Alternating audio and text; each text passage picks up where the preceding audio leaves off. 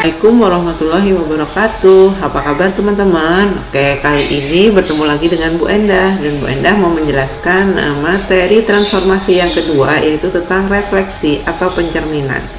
Oke, apa itu refleksi atau pencerminan? Pencerminan adalah bentuk transformasi di mana perpindahan suatu titik menggunakan sikap benda dan bayangannya di sebuah cermin datar. Apa sifat benda dan bayangan di sebuah cermin datar? Yaitu jarak benda sama dengan jarak bayangan. Pada transformasi ini nanti banyak yang dipakai ya teman-teman. Nah, yang pertama kita belajar tentang pencerminan terhadap sumbu X. Jadi sumbu X ini sebagai cerminnya. Ini kita belajar menggunakan gambar dulu ya teman-teman. Misalnya ini ada titik A 3,5 dicerminkan terhadap sumbu X. Jadi sumbu X ini sebagai cerminnya. Maka hasil pencerminannya adalah kita cari bayangannya, jarak benda sama dengan jarak bayangan. Oke.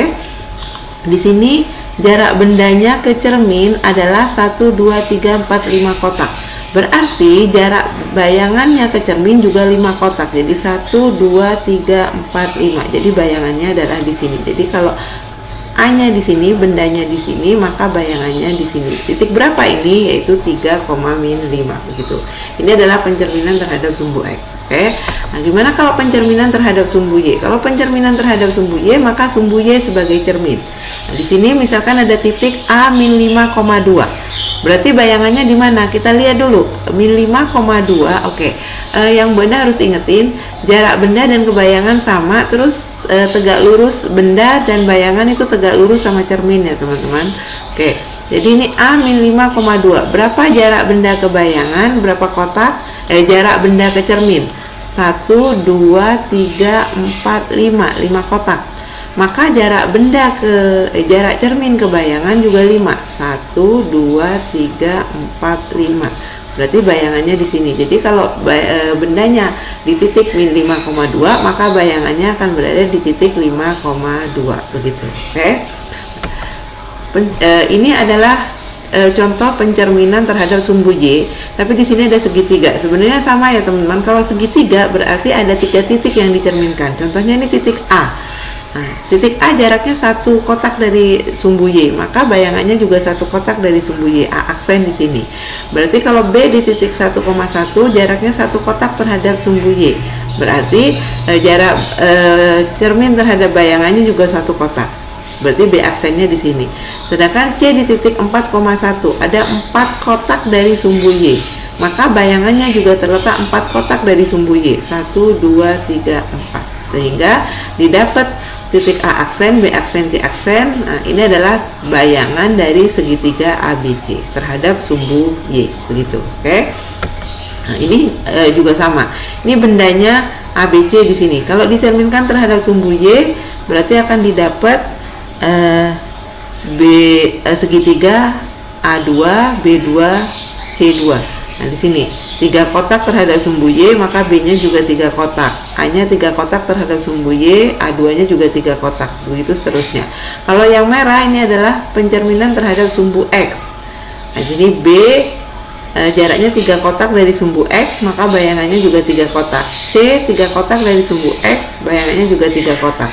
A itu adalah 9 kotak dari sumbu X, maka bayangannya juga 9 kotak dari sumbu X. Maka bayangan dari segitiga ABC didapat segitiga A3 terhadap sumbu X, didapat segitiga A3, B3, C3.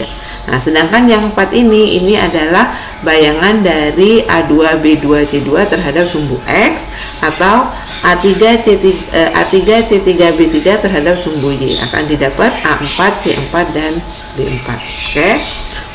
Sekarang yang selanjutnya adalah refleksi atau pencerminan terhadap garis X sama dengan H. Garis X sama dengan H itu apa? H di sini adalah angka ya teman-teman. Nah, di sini yang contohnya adalah X sama dengan 2. Nah, garis X sama dengan 2 berarti adalah garis tersebut melewati sumbu X sama titik X sama dengan 2 dan sejajar sumbu Y. Jadi kalau X sama dengan, maka garisnya sejajar sumbu Y. Ini X sama dengan 2. Nah, contohnya di sini adalah titik A3,5. Dari X sama dengan 2, titik A3,5 dicerminkan terhadap titik X sama dengan 2. Jadi garis X sama dengan 2 ini sebagai cermin. Nah, titik A 3,5 berjarak satu kotak terhadap garis X sama dengan 2, maka bayangannya juga terdiri satu kotak dari cermin, yaitu di sini. Nah, sehingga dari titik A 3,5 didapat bayangan titik 1,5 begitu. Nah, yang selanjutnya adalah pencerminan terhadap Y sama dengan H. Hanya ini angka sama ya teman-teman. Di sini ada contohnya garis Y sama dengan 2. Kalau Y sama dengan, maka garisnya adalah tidur atau sejajar sumbu X, paralel dengan sumbu X. Y sama dengan 2 berarti garisnya melewati titik Y sama dengan 2 ini, sejajar sumbu X. Di sini ada titik A 3,5. Nah, kita tentukan bayangan titik A 3,5 terhadap garis Y sama dengan 2. Kita perhatikan titik A 3,5 berapa kotak dari garis Y sama dengan 2? 1, 2, 3 kotak. Maka bayangannya juga 3 kotak dari garis Y sama dengan 2, yaitu 1, 2, 3. Di sini bayangan dari A, yaitu terletak pada titik 3,-1 begitu. Oke. Nah, sekarang yang selanjutnya adalah refleksi atau pencerminan terhadap garis Y sama dengan X. Garis Y sama dengan X itu gimana? Itu garis menyerong yang melewati diagonal antara Y sama X dan melewati pusat 0,0. Ini garis Y sama dengan X. Nah, misalnya di sini Bunda punya titik A 5,3. Terus bayangan terhadap Y sama dengan X gimana? Berarti jaraknya tegak lurus, nyerong juga. Nah, kotaknya berarti berapa kotak nyerong nih? 1, 2, 3, 4. Berarti 4 kotak terhadap cermin, maka bayangannya juga terletak 4 kotak dari cermin. 1, 2, 3, 4. Nah, bayangannya di sini.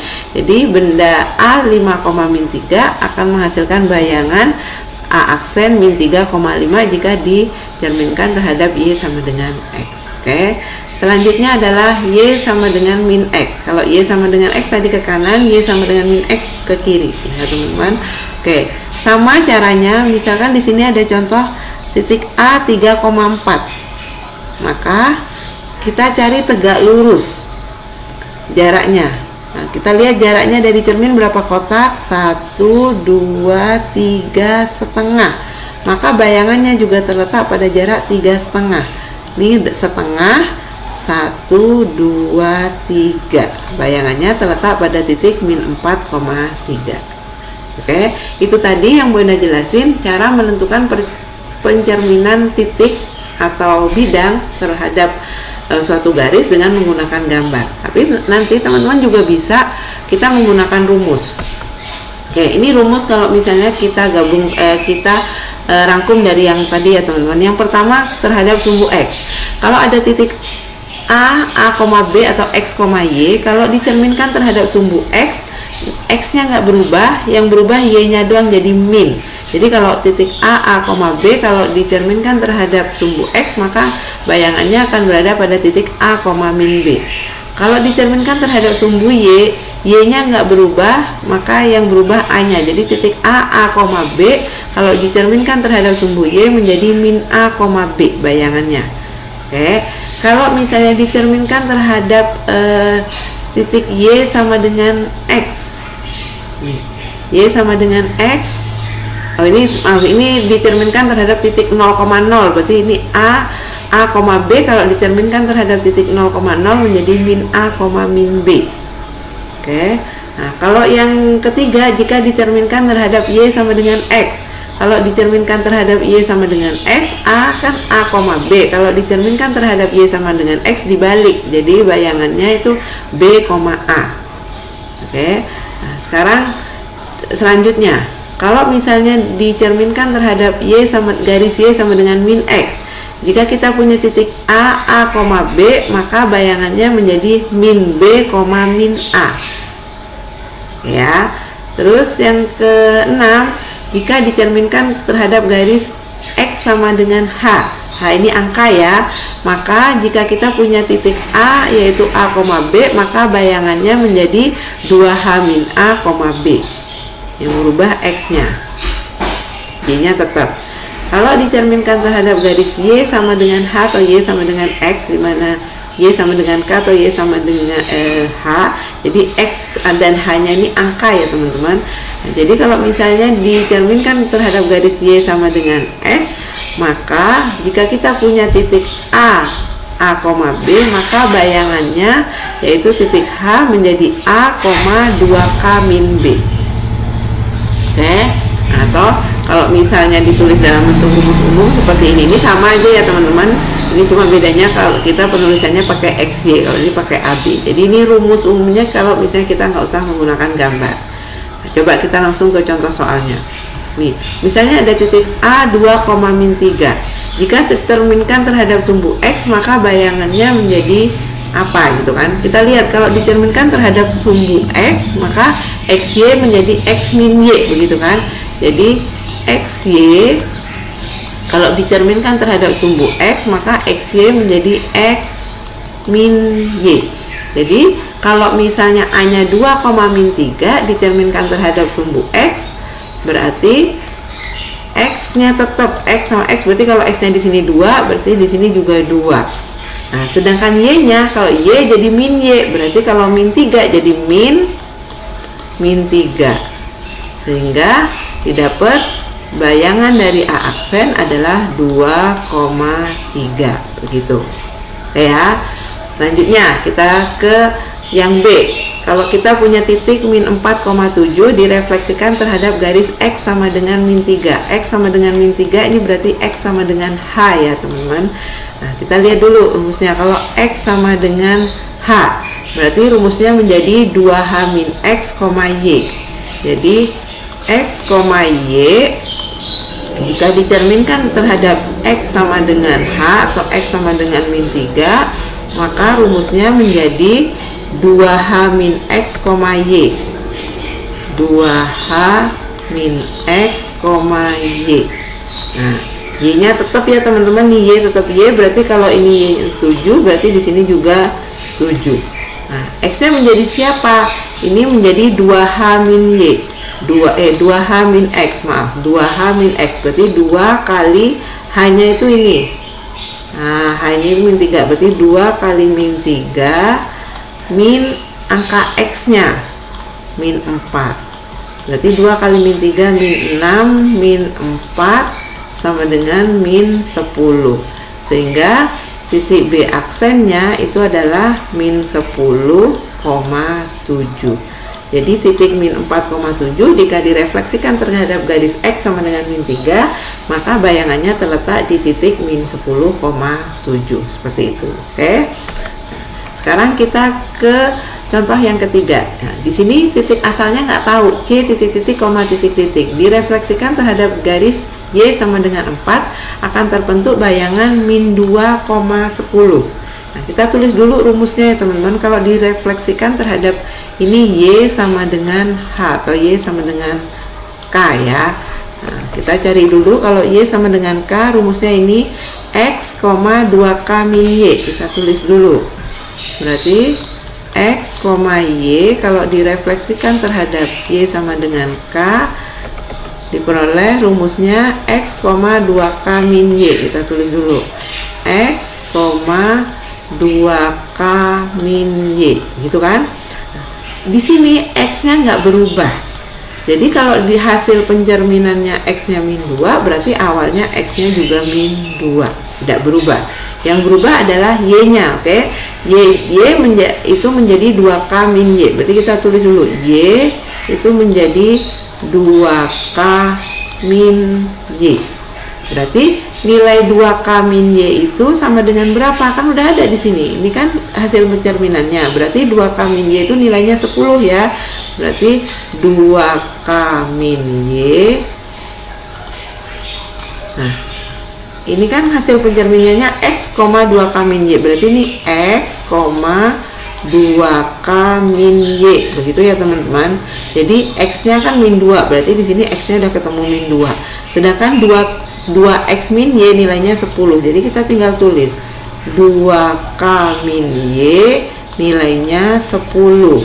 K-nya tadi 4. Ini ya K ya. Berarti 2 kali 4 dikurangi Y sama dengan 10. 2 kali 4 8. Berarti 8 dikurangi Y sama dengan 10. Berarti min Y sama dengan 10 min 8. 8 ke kanan jadi min. Berarti min Y sama dengan 2, sehingga diperoleh Y-nya sama dengan min 2. Sehingga Y-nya di sini min 2. Jadi titik asal dari titik C yang direfleksikan terhadap garis Y sama dengan 4 diperoleh min 2,10, sehingga titik asalnya adalah min 2, min 2. Begitu. Oke ya. Sekarang yang D. D titik-titik, koma titik-titik direfleksikan terhadap garis Y sama dengan min X diperoleh bayangannya D aksennya 8, min 7. Berarti titik asalnya berapa? Kita tulis dulu kalau Y sama dengan min X rumusnya apa? Y sama dengan min X rumusnya jadi min Y, min X. Oke, berarti X, Y jika direfleksikan terhadap Y sama dengan min X, maka hasil refleksinya adalah min Y. Hasil refleksinya min Y, min X ya. Jadi min Y, min X. Jadi ini hasil refleksi ini adalah min Y, min X. Nah, berarti X-nya berapa? Kan jadi min Y, min X. Jadi min Y itu sama dengan 8. Sehingga Y, kan ini min Y sama dengan 8. Berarti min Y sama dengan min 8. Sedangkan untuk menentukan X-nya, min X sama dengan min 7.